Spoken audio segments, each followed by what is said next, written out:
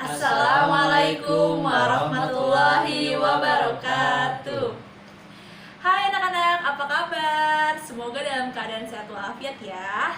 Ada yang tahu nggak kita sekarang ingin belajar apa nih? Betul, kita akan belajar tentang perbandingan, denah, dan skala. Nah, akan didampingi oleh Ibu yang bernama Vina Tamarin, kemudian bersama Ibu Wilda, kemudian sama Bapak Roy Julius. Oke, baik, sebelum kita lanjut ke pembelajaran, alangkah lebih baiknya kita berdoa terlebih dahulu ya. Bismillahirrahmanirrahim. Raditu billahi robba wa bil islami dina wa bi Muhammadin nabiyya wa rasula. Rabbi zidni ilman warzuqni fahman. Amin. Baik, sebelumnya Ibu akan menjelaskan terlebih dahulu ya tujuan pembelajaran kita kali ini. Yang pertama, siswa mampu memahami perbandingan senilai. Kemudian siswa mampu menyelesaikan permasalahan sehari-hari yang berkaitan dengan perbandingan senilai.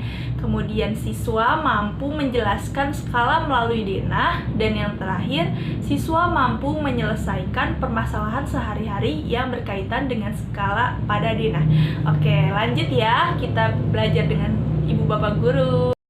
Alhamdulillah. Baik, untuk pembelajaran selanjutnya akan disampaikan oleh Bapak Roy. Dipersilakan.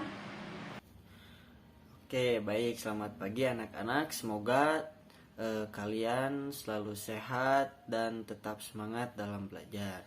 Nah, pada kesempatan kali ini Bapak akan menerangkan sedikit tentang perbandingan. Nah, ada yang tahu apa itu perbandingan? Nah, perbandingan atau rasio merupakan salah satu teknik atau cara untuk membandingkan suatu besaran.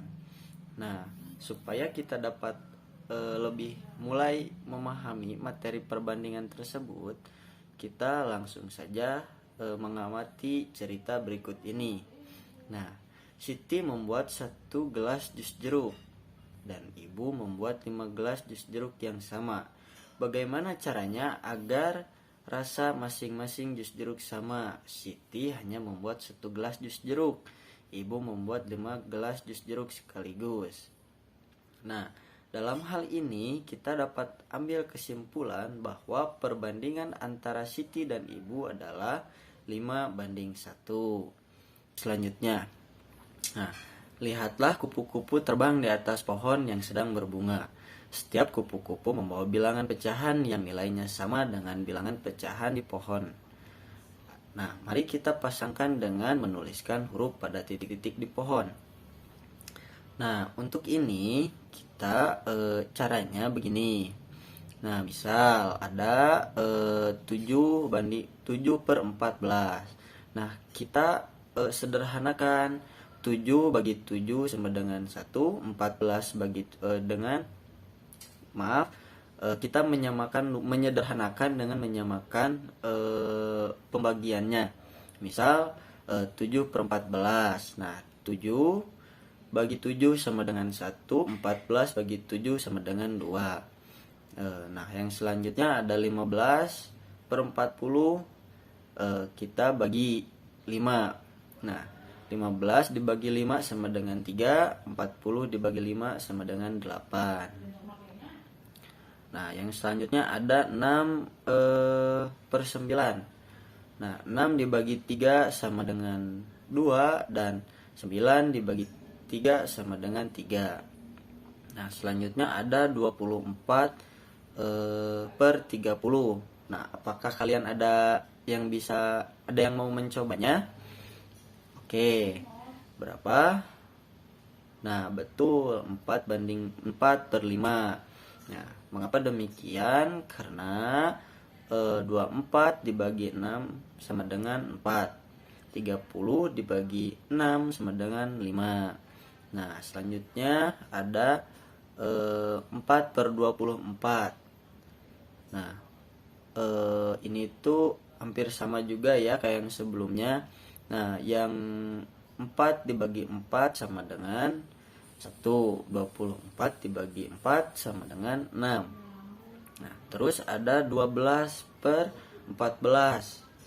Nah, ini tuh sama juga kayak yang tadi. Nah, 12 dibagi 2 itu sama dengan 6. 14 dibagi 7 itu 14 dibagi 6.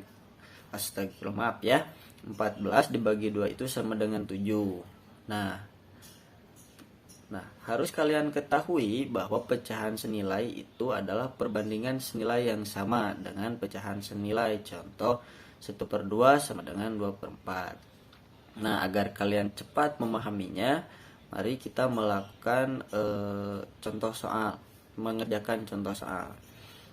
Nah, Siti ingin membuat jus jeruk. Bahan-bahan yang diperlukan untuk membuat segelas jus jeruk adalah 6 buah jeruk segar, 40 ml air gula, 3/4 gelas es batu yang sudah diserut, dan 200 ml air matang. Nah, sedangkan catatannya Siti memiliki 30 jeruk. Berapakah air gula dan air matang yang dibutuhkan? Nah, langkah pertamanya kita bandingkan terlebih dahulu air gula dan air yang diperlukan. Nah, jika untuk satu gelas jus jeruk itu memerlukan 40 ml, maka kalau untuk 5 gelas itu tinggal dikalikan 5 saja yang 40 ml tadi. Nah, 40 ml dikali 5 gelas sama dengan 200 ml. Nah, terus kita bandingkan yang air matangnya. Jika untuk satu gelas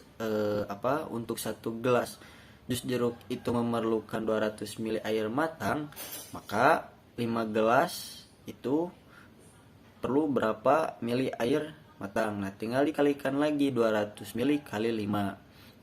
5 itu 5 gelas ya. Nah, 200 kali 5 sama dengan 1000 mili. Nah, perbandingannya adalah 40 banding 200 sama dengan 1/5. Nah, sedangkan yang 5 gelas 200 banding 1000 sama dengan 1/5. Nah,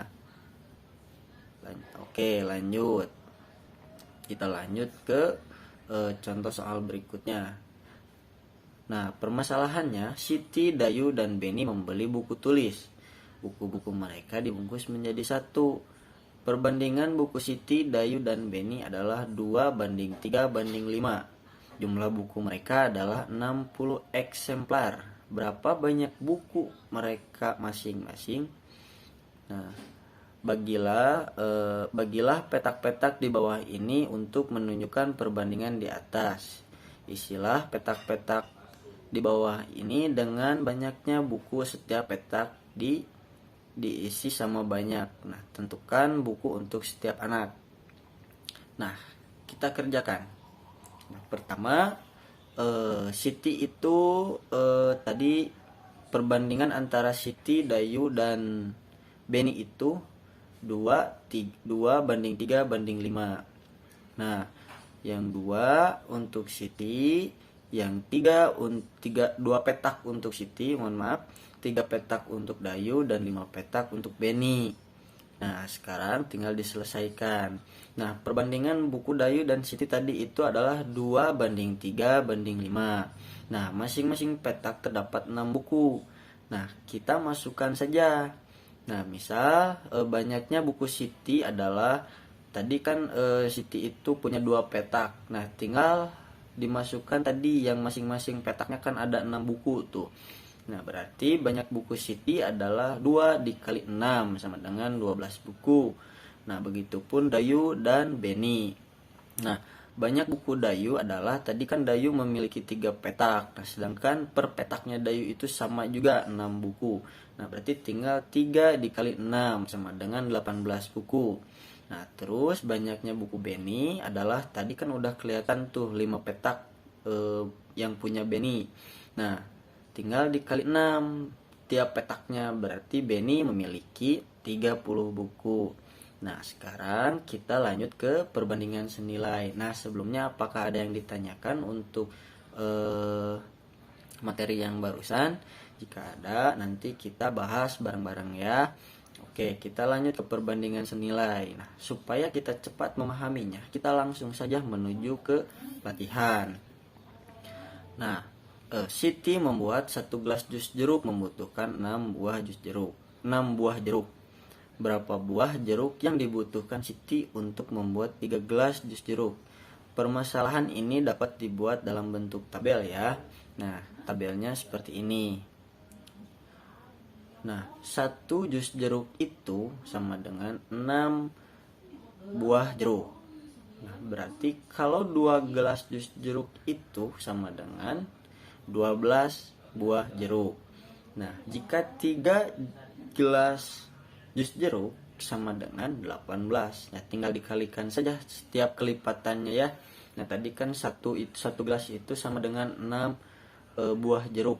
Berarti kalau 2 tinggal dikali 2, kalau 3-nya tinggal dikali 3 ya. Nah, terus apabila dibandingkan antara banyaknya jus yang dibuat dengan banyak buah jeruk yang diperoleh, maka kita dapat ambil 1/3 itu sama dengan 6/18.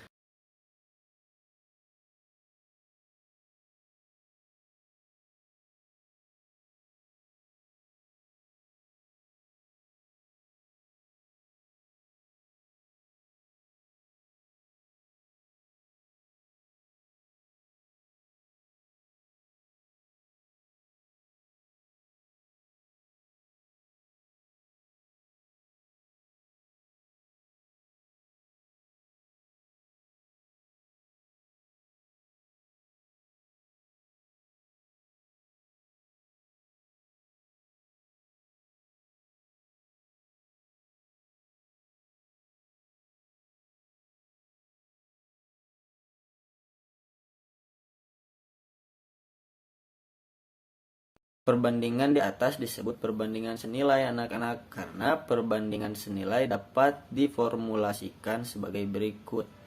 A per B sama dengan C per D. Nah, begitu. Nah, kita lanjut.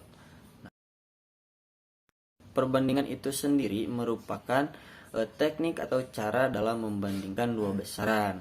Nah, kita langsung ke contoh soal yang pertama. Nah, contoh soal. Nah, Beni memiliki 50 kelereng, sedangkan Edo memiliki 80 kelereng. Perbandingan kelereng Beni dan Edo adalah, nah, itu yang pertama. Nah, yang kedua, perbandingan uang Dayu dan uang Beni adalah 8:5. Uang Beni 75.000. Berapakah uang Dayu? Nah, kita selesaikan dulu contoh soal yang pertama ya. Yang pertama itu kan Beni memiliki 50 kelereng, sedangkan Edo memiliki 80 kelereng. Perbandingan kelereng Beni dan Edo adalah, nah, kelereng Beni kan ada 50 butir, kelereng Edo ada 80 butir. Berarti perbandingannya adalah 50/80. Nah, 50/80 ini bisa kita sederhanakan dengan membaginya menggunakan angka 10. Nah, yang 50-nya dibagi 10, yang 80-nya dibagi 10 juga. Nah, didapatlah maka 5/8 ya. Semoga anak-anak mengerti. Nah, kita lanjut ke contoh soal yang tadi, yang kedua.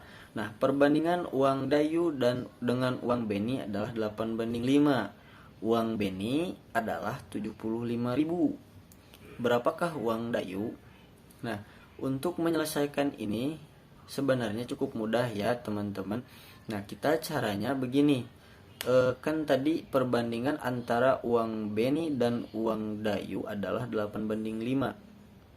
Nah, yang tinggal kita gimana sih?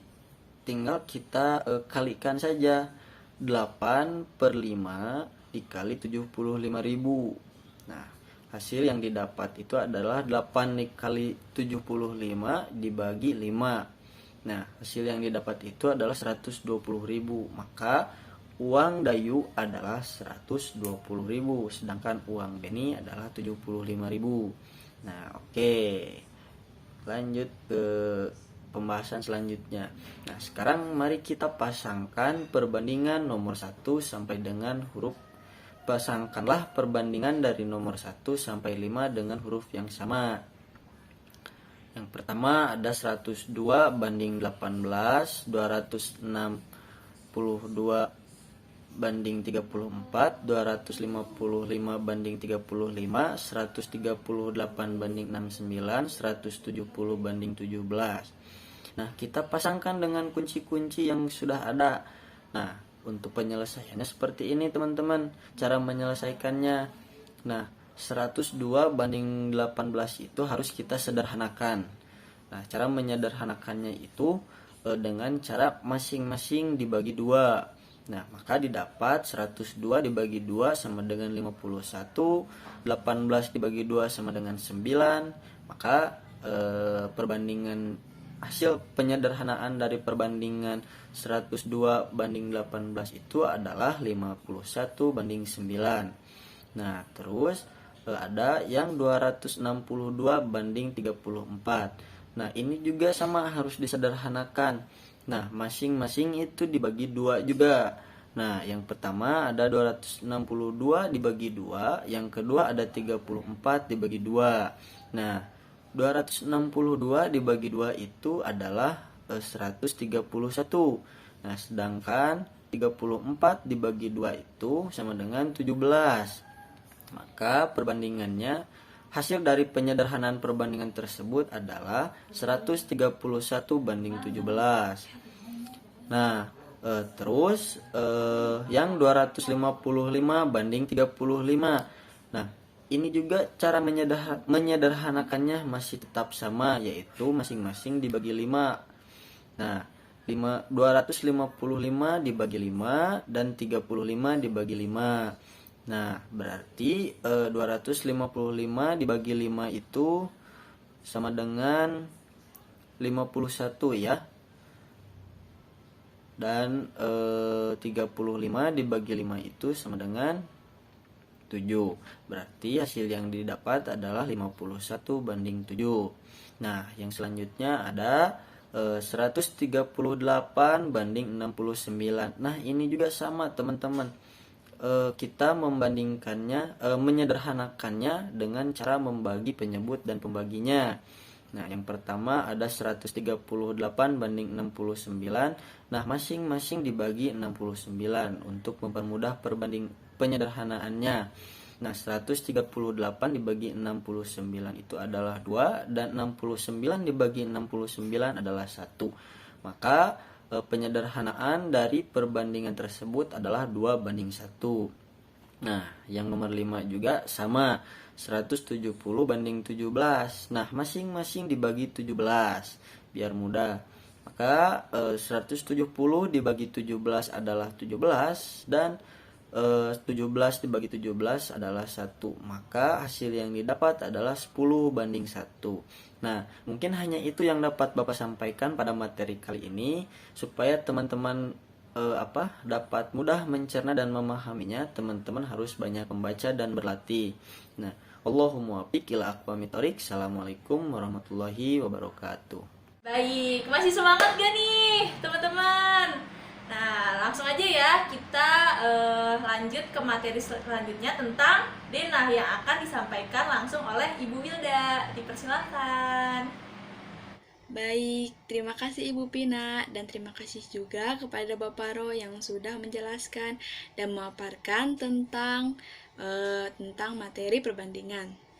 Nah, sekarang ada yang tahu materi selanjutnya apa? Iya, betul. Kita akan mempelajari tentang materi denah.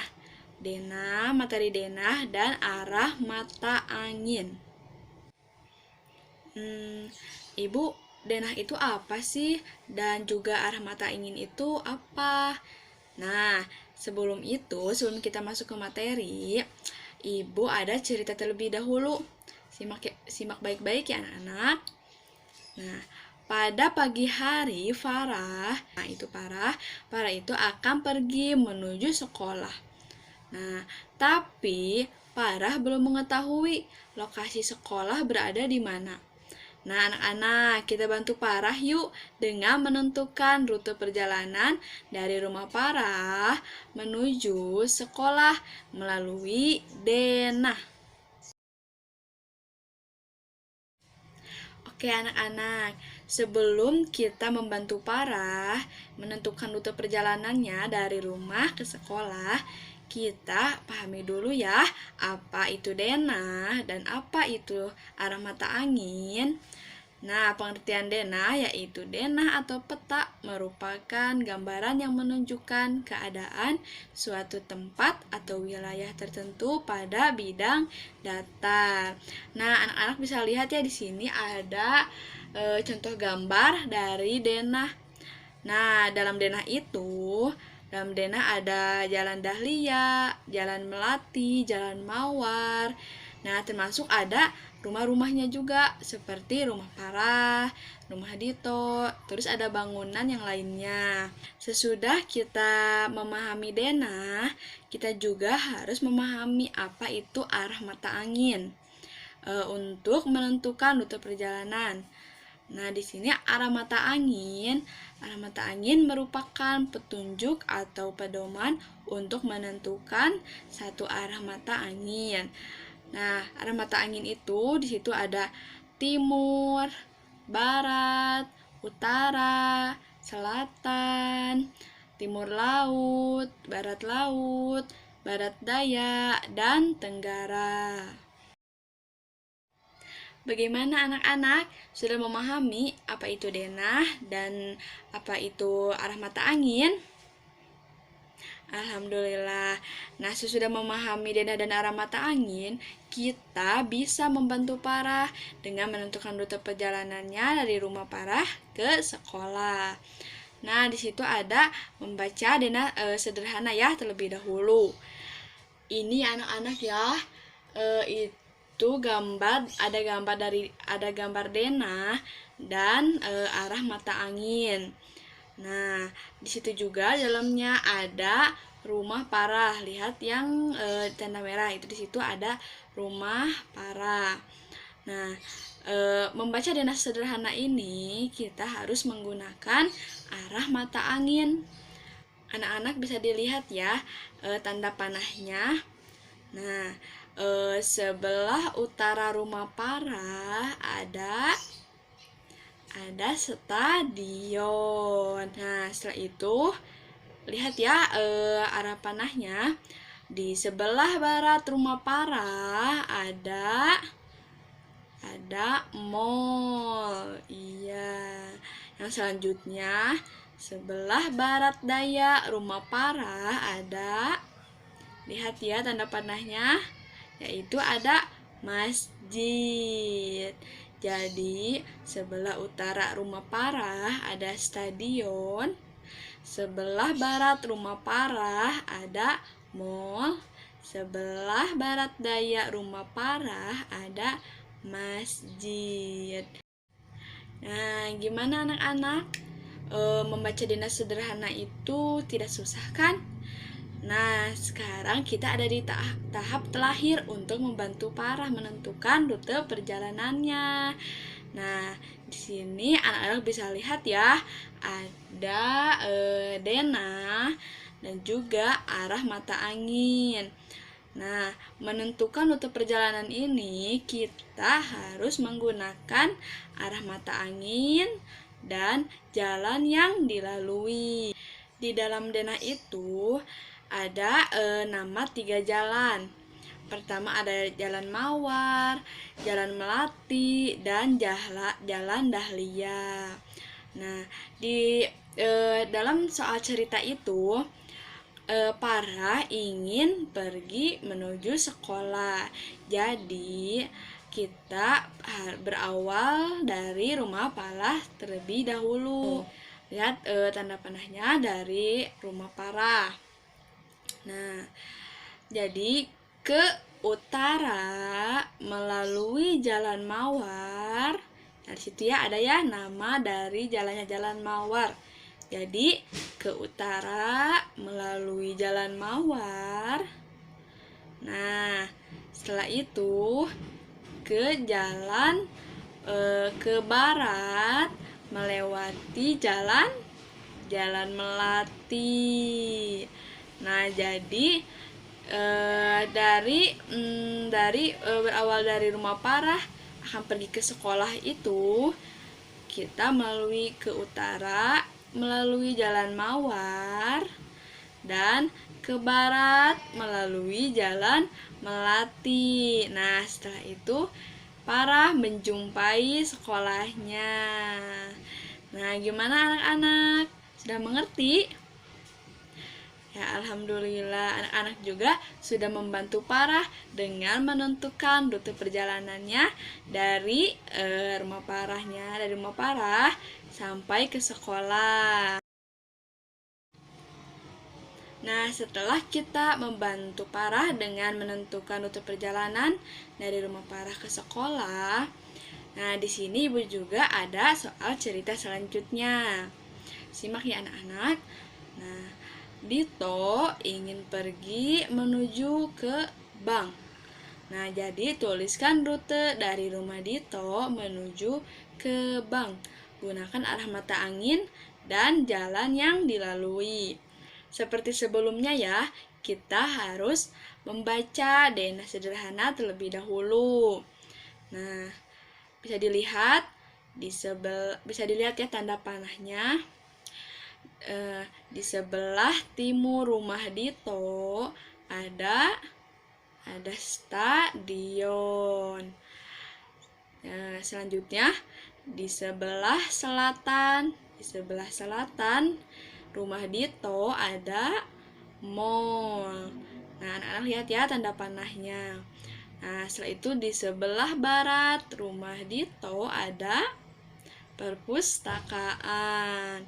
Nah, itu untuk membaca denah sederhananya. Nah, setelah membaca denah sederhana itu, kita harus menentukan apa? Betul, menentukan rute perjalanannya.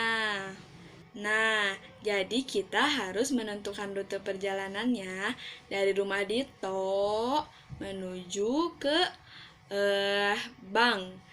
Nah, jadi menentukan rute perjalanannya, pertama-tama kita harus ke barat melewati jalan Melati.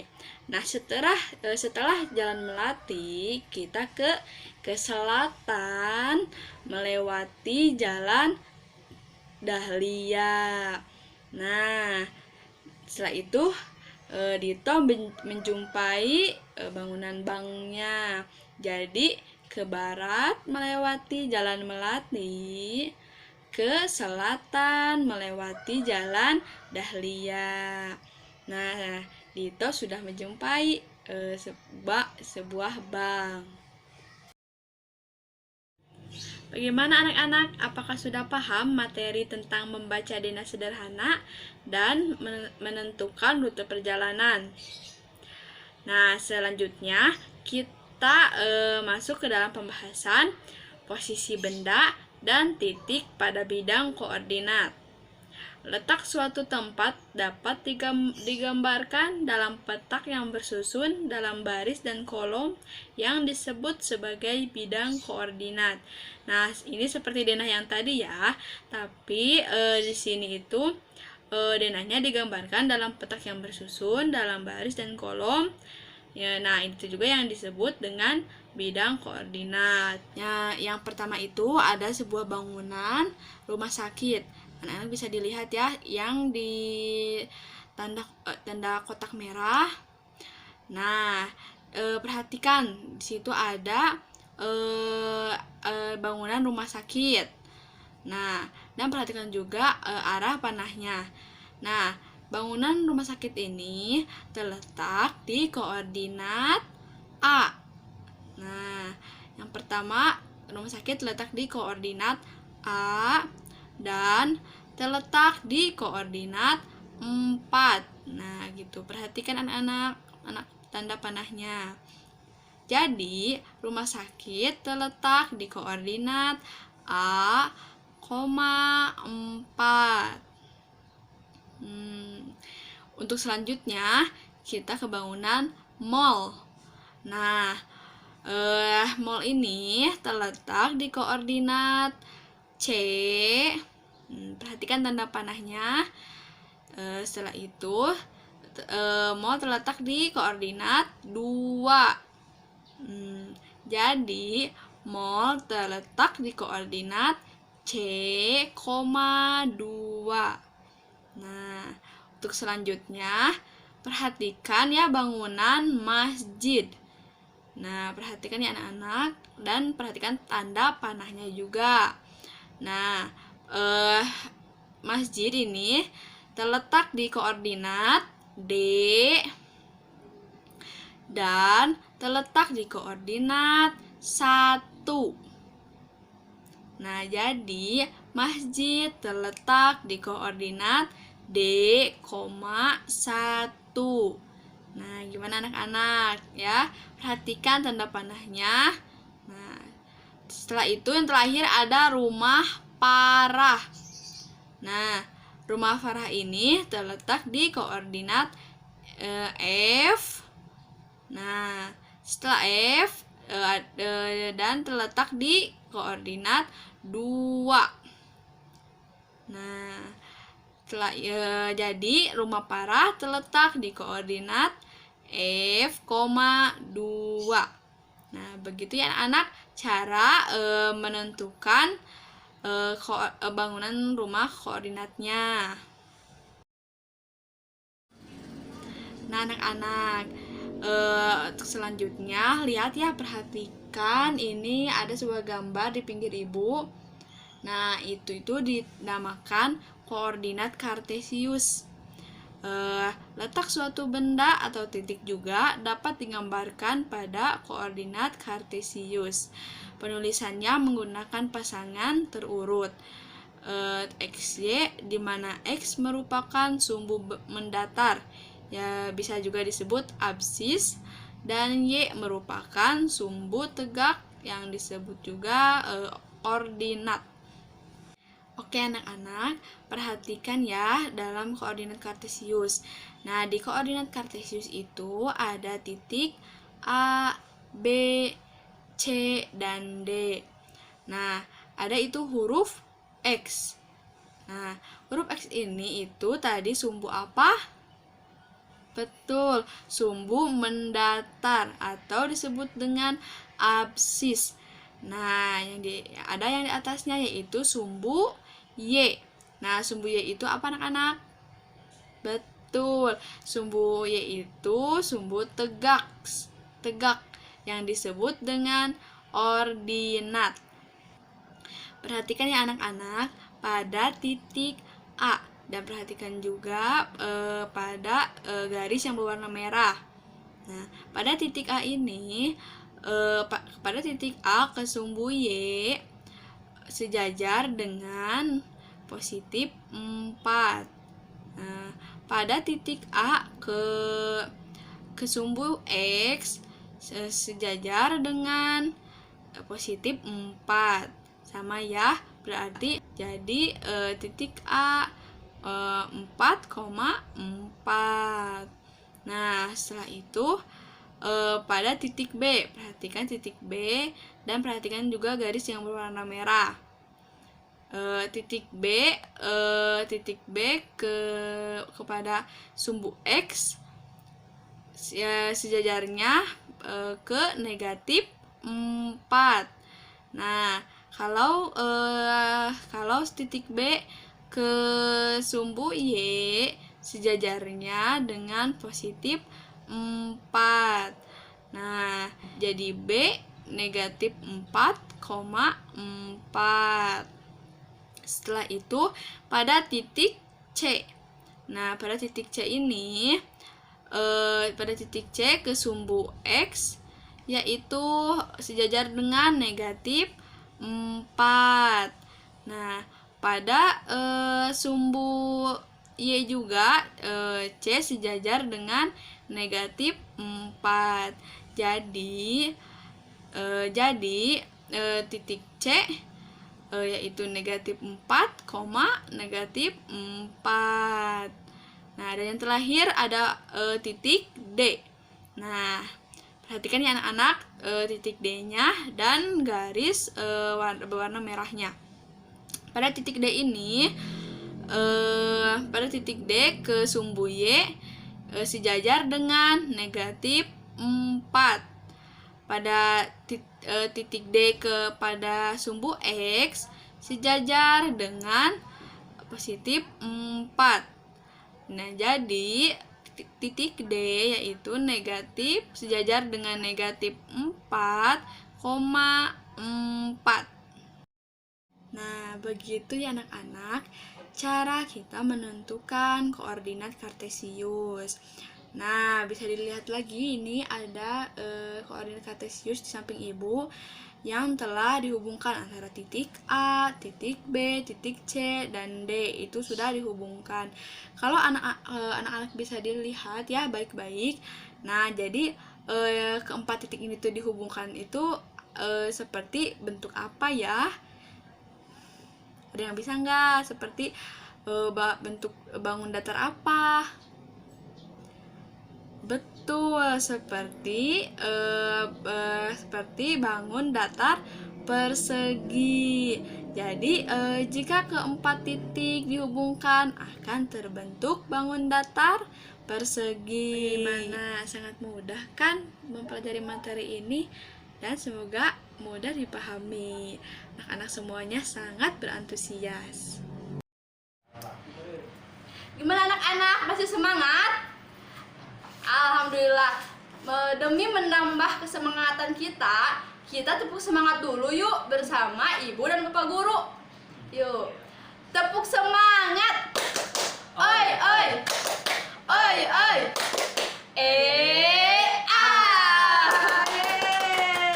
Gimana anak? Masih semangat? Kayaknya masih lemes deh Bu. Lagi Yuk lagi yuk. Yuk. Tepuk semangat. Oi, oi. Oi, oi.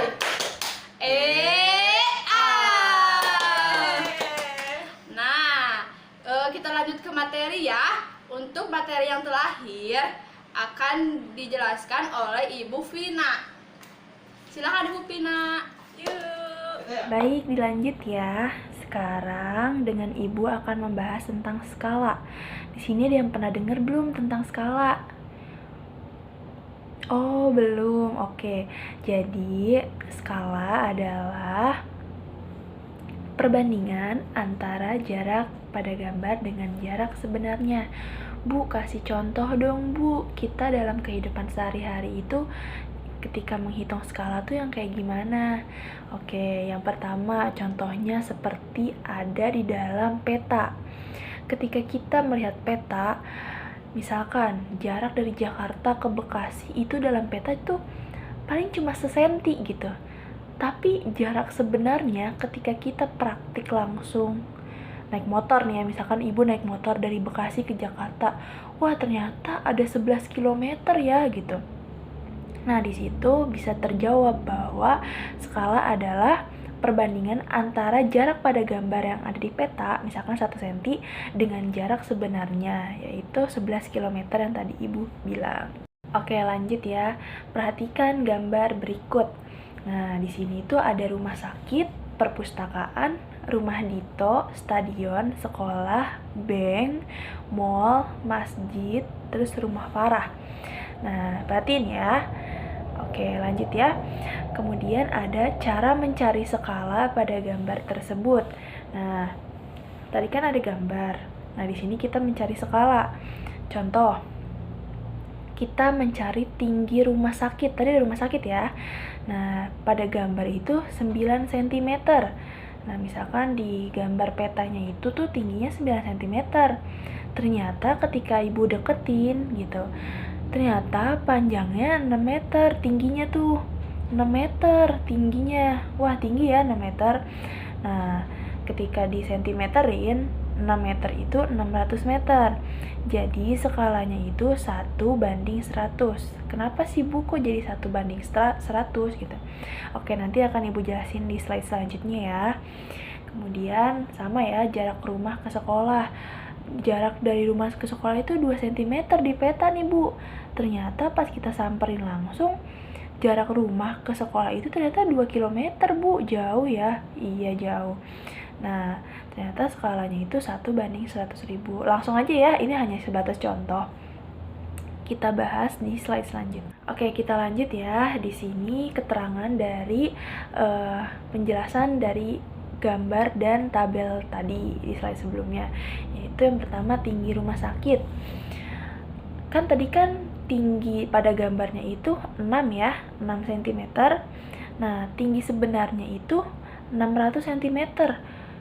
Kok perasaan tadi 6 meter, Bu, gitu. Ya, karena kita dari meter ke sentimeter kan terlebih dahulu ya, baru kita bisa sederhanakan. Karena konsep menyederhanakan adalah sama-sama dijadikan sentimeter terlebih dahulu. Nah, disederhanakan menjadi disamakan tuh penyebutnya. Kalian udah pernah belajar kan tentang penyamaan penyebut ketika belajar tentang perhitungan tambah bagi kurang gitu kan. Nah, di sini disamakan penyebutnya 6/6. Nah, sama-sama 6 bawahnya. 6 bagi 600. Jadinya bawahnya sama-sama 6. Nah, tinggal coret deh, 6-nya dicoret. 6 yang 600-nya coret, sama-sama 1. 6 sama 6 bawah hasilnya 1. Kemudian 6 dan 600 dicoret 6-nya jadi 100 gitu kan.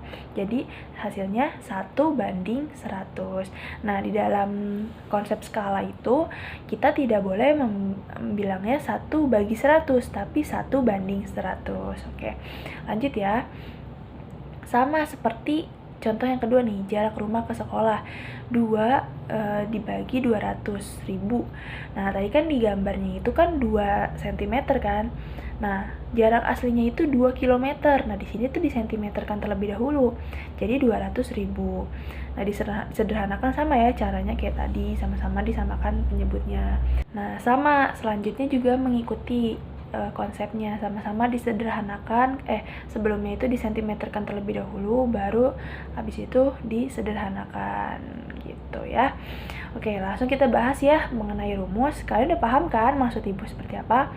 Nah, jika belum paham nanti akan diadakan sesi pertanyaan di akhir, atau enggak kalian bisa putar ulang video ini sampai kalian paham, oke? Nah, di sini ada rumusnya itu segitiga JP, S, dan JS. JP adanya di atas, S yang di bawah, dan JS. JP itu apa sih, Bu? JP adalah jarak pada peta. S itu adalah skala, dan JS adalah jarak sebenarnya. Konsepnya gini, kalau kita menghitungi segitiga, kalau yang di atas JP dengan yang di bawah itu hasilnya harus dibagi, ya kan? Karena anggap aja JP yang di atas itu dengan yang bawah itu diperkan gitu. Jadi S sama JS itu sistemnya dikali karena samping-sampingan. Jadi kalau misalkan kita nyarinya S, berarti JP per JS atau JP dibagi JS. Kemudian kalau misalkan kita mencarinya S, berarti kalau misalkan kita nyari JP, jarak pada peta, jadi S dikali JS, skala dikali jarak sebenarnya gitu. Kalian paham lah ya perihal segitiga yang seperti itu. Oke, nanti akan ibu kasih contoh soal selanjutnya. Baik, ini dia contoh soal ya. Contoh soal itu jarak antara kota A dan kota B pada peta adalah 9 cm. Nah, jarak sesungguhnya kedua kota tersebut adalah 27 km. Skala yang digunakan pada peta tersebut adalah diketahui jarak pada peta 9 cm, kemudian jarak sebenarnya itu 27 km, dan skalanya itu adalah seperti hitungan yang tadi Ibu ajarkan. Ketika kita menggunakan segitiga, skalanya ada di bawah, berarti yang belum digunakan adalah JP yang di atas dan JS yang di bawah, berarti per ya kan, JP per JS gitu. Ketika masukkan rumus 9 per 27, 9-nya cm dan 27-nya km. Kita jadikan cm sama-sama terlebih dahulu ya. Nah, 9 cm udah jadi cm, dan yang 27 km jadi cm, jadinya 2700. Nah, ya di sini ada kesalahan ya, maaf ya, ada typo, nolnya kelebihan 1 ya, bener. Oke, lanjut aja ya, mungkin nanti akan Ibu coret. Nah, 9 tinggal disamakan penyebutnya. Kalau kayak yang tadi Ibu ajarkan 9 sama 9. Nah, tinggal coret deh 9 per 9. Coret-coret 9 yang di bawah sama di atas 22.700 jadinya 300.000. Betul. 27 dibagi 9 ya. Itu hasilnya 3. Ya, betul. Jadi skala pada peta tersebut adalah 1:300.000. Oke, betul ya. Oke, lanjut ya ke contoh soal yang kedua, itu yang adalah sebuah pada peta menggunakan skala 1:900.000. Jarak antara dua gunung sebenarnya adalah 18 km ya. Yang pertama udah ketahui skalanya, kedua jarak sebenarnya. Nah, jarak antara dua gunung pada peta tersebut adalah, berarti yang dicari adalah jarak pada peta, JP. Nah, ketika kita mengetahui segitiga yang tadi, JP terletak ada di atas, skala di bawah, dan JS ada di bawah. Berarti tadi apa? Dikali, betul. Jadi skalanya itu 1:900.000, ditulisnya 1/900.000 dikali 18 km. Seperti yang tadi yang kita ajarkan, kita udah pelajari bahwa kilometer dijadikan cm terlebih dahulu. Iya, betul. Jadinya 18 km jadinya 1.800.000. Iya, betul ya. Kemudian disamakan penyebutnya seperti yang tadi Ibu ajarkan. Hasilnya adalah 2 cm ya, benar ya. Anggap aja 18 dibagi 9, hasilnya 2 ya. Nolnya dicoret, sama-sama memiliki 5 nol dicoret, satunya tersisa, jadinya 2 cm. Betul ya? Lanjut ya. Di sini ada contoh soal yang terakhir. Jarak dua kota pada peta adalah 12 cm. Itu jarak pada peta ya, 12 cm. Skalanya itu 1:500.000. Nah, tentukan jarak sebenarnya. Ingat segitiga yang tadi, ketika mencari JS yang adanya di bawah, berarti yang dihitung adalah JP per S. Iya, betul. Nah, penghitungannya 12 cm dibagi 1/500.000. Nah, untuk mempermudah penghitungan, kita balik aja. Ketika dibalik akan menjadi perkalian ya. 12 kali 5 dulu. Nolnya jangan dihitung dulu deh, biar nggak pusing ya. 12 kali 5, 60. Nah, 60 ditambahin 0 yang tadi ada 5 ya. Berarti hasilnya adalah 6 juta. Ya, 6 juta dijadikan kilometer, hasilnya adalah 60 km. Betul ya. Jadi jarak sebenarnya kedua kota tersebut adalah 60 km. Ya, mungkin itu aja yang bisa Ibu sampaikan. Saya kembalikan ke Ibu dan Bapak Guru. Terima kasih. Oke, pembelajaran kita hari ini udah selesai ya. Nah, sebelum kita tutup pembelajaran hari ini, mari kita ucapkan hamdalah bersama-sama. Alhamdulillahirobbilalamin. Mungkin hanya itu yang dapat Ibu dan Bapak Guru sampaikan. Kurang lebihnya mohon maaf. Kita akan bertemu lagi di minggu depan. Billahi taufiq wal hidayah. Wassalamualaikum warahmatullahi wabarakatuh.